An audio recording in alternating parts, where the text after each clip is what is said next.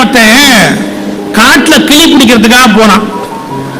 ஒரு மரத்துல பஞ்சவர்ண கிளியும் பக்கத்திலேயே காக்காயும் உட்கார்ந்து பேசிக்கிட்டு இருந்தது. இந்த கிளி காக்காயை பார்த்து திமிரா சொல்லிச்சான், ஹே டர்ட்டி காக்காய், தள்ளி உட்காரு. காக்கா கேடு, ஏன் இவ்வளவு அவமானமா பேசல? நீ பிளாக் அண்ட் ஒயிட், நான் மல்டி கலர். அப்ப கலருக்கு தான் மரியாதை, என் மரியாதை என்னன்னு தெரிஞ்சுக்கோ. யாரு? கிளி. காக்கா சொல்லிச்சு, நான் ஏதோ பிளாக் அண்ட் ஒயிட்டா போயிட்டேன், ஒருவேளை கடவுள் என்ன படைக்கிற போது கரண்ட் கட்டா போச்சா என்னமோ, எனக்கு எப்படி தெரியும், நான் கொஞ்சம் கருப்பா போயிட்டேன். இது ரெண்டும் பேசிக்கிட்டே இருக்கும் போது வேட்டைக்கு வந்தான் பாருங்க. வேட்டைக்கு வந்தவன் அப்படியே கபால்னு கிளிய ஒரு அமுக்கு அமுக்குனான். எங்க வேட்டைக்கு வந்தவன் காக்காயா பிடிப்பான்?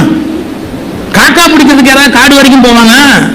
கிளிய ஒரே அமுக்கு அமுக்குனான், தூக்கி ஜீப்ல போட்டான், ஊரு தூக்கிட்டான்.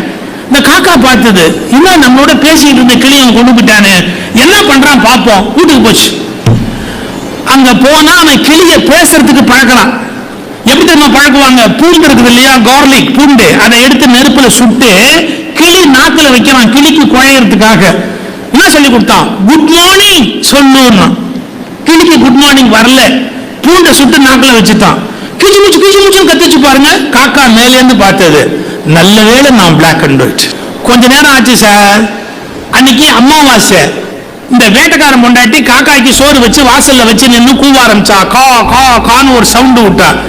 அப்பதான் இந்த காக்கா என்ன பண்ணுச்சு, சாப்பாட்டை பார்த்தது, கிளிய பார்த்தது, மறுபடியும் சாப்பாட்டை பார்த்துட்டு கிளிய பார்த்து சொல்லுச்சு, பாத்தியா நியாயத்தை, அவன் பாஷையில உன்னை பேச வைக்கிறதுக்கு சூடு வைக்கிறான், என் பாஷையில என்ன கூப்பிட்டு சோறு வைக்கிறான்.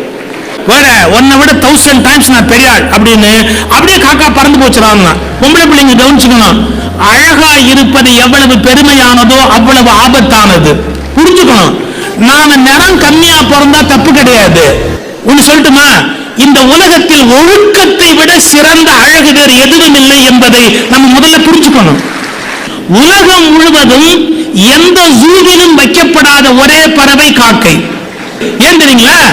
சுதந்திரமாக இருப்பதை விட பெரிய அழகு இந்த உலகத்தில் வேறு எதுவுமே இல்லை.